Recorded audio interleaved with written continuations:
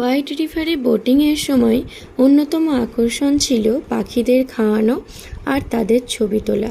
মাঝি ভাই কিছু মাংসের টুকরো জলের মধ্যে ফেলছিল আর পাখিগুলো ছুটে আসছিল খাবার জন্য। আর ইতিমধ্যেই আমাদের বোটিংয়ের সফরও শেষ হলো। নিশ্চল নদী আর উত্তাল সমুদ্রের মিলনের অবিশ্বাস্য অপরূপ দৃশ্য বারবারই দৃষ্টি আকর্ষণ করছিল।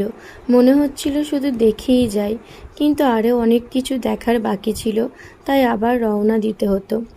আর ফেরার সময় এই বিচ ফ্রন্ট কটেজ বা রিসর্টগুলো বেশ নজর কাড়ল। এখানে ফরেনারদের ভিড় ছিল চোখে পড়ার মতো। বেশ কেউ আবার সানবেডে সানবাতও নিচ্ছিল। ভাবতে ভালো লাগে আমাদের দেশে এই ছোট্ট অঙ্গরাজ্যটিকে বিদেশিরা এত ভালোবাসে, এত পছন্দ করে।